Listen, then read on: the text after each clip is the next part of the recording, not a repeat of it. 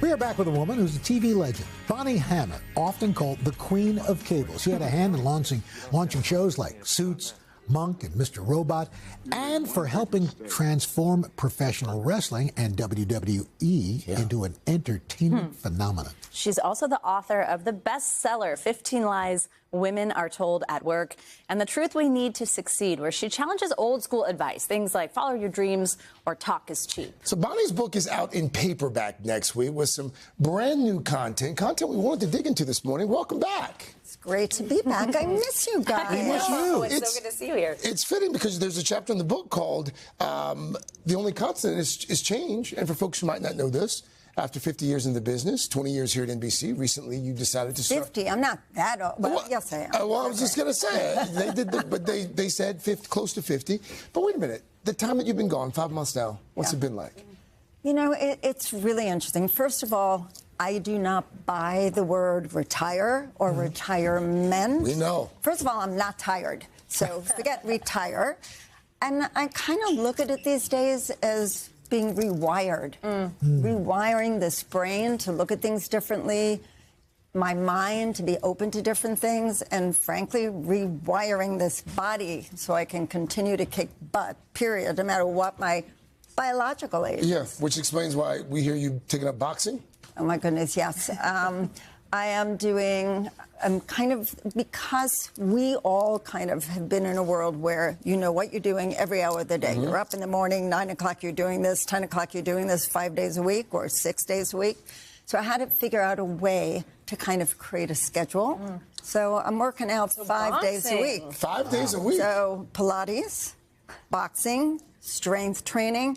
And I can't justify saying that I'm running again, but I'm kind of jogging, walking, running. I'm determined this body isn't giving up. I don't care. And neither is the mind, obviously, because, I mean, hey, let's tackle some of these. People talk about mentorship, find mentors in high places. You've mentored folks who've mentioned it, Meghan Markle, Huda Cosby. But you said, you know, instead of finding mentors, find truth tellers. Yes. See, we've all been brought up to believe that mentors are people who are cheerleaders. They support you constantly. They pat you on the back. They tell you you're great no matter what. You're going to a game and you kind of strike out, but you're going to be great again next time. What I believe in are challenging mentors. They are the truth tellers. They are the people who put the tough in tough love. They're foils. They're sparring partners. They're the ones that show you you're capable of doing a lot more than you believe you're capable of. And I suspect you two may have had a little mentoring going on along the way. I've been mentoring Al for a number of years. That's right. It hasn't taken, but, you know. He's been a mentor for a couple of years now since I started working here. Well, it's... And by the way, tells me the truth often. But that's And I would say actually that, too, about both of you, knowing you since my page days. That's true. Yeah. But that's what great mentoring is. It doesn't do you any good to have people pat you on the back. Yeah. What you want are a sparring partner who basically helps you get better at what you do. And I think what's happened, especially in our generation now, where we kind of came up with things like participation trophies. You don't play in a game, but you show up and you get a trophy. A's for effort. You actually hand in a homework assignment, but it really isn't great. You still get an A for effort. And safe spaces. Yeah. But that's not what the world's about. No. The world is tougher, and we need to prepare our kids, but we also need to prepare people navigating the work world in a way that they can succeed. And it's not giving them blind love. And it's really teaching them. A whole new batch that's headed to the work world. I think some of this is so pertinent for graduation season, as we're going to see right now, because so much in the book is the type of stuff that you're told as you're about to head into the world. Like, don't sweat the small stuff, and, you know, good things come to those who wait. You kind of myth bust all of it. What would you say to somebody who is just embarking on their career journeys, graduating right now? Well, there's a whole bunch of stuff, but I think one of the most difficult things for kids coming out of college right now, because, again, they believe that they've gotten a degree, so they've earned their worth, and therefore they're trying to navigate their way through.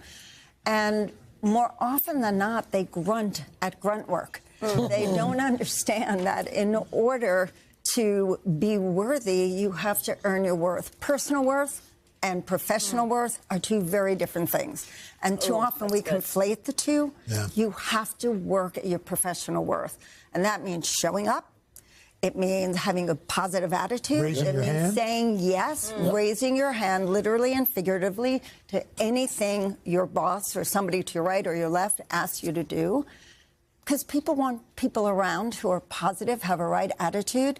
Then they take them under their wing and they help grow them. So it's really understanding how to work on your worth. And also following opportunities, not dreams. Great tips.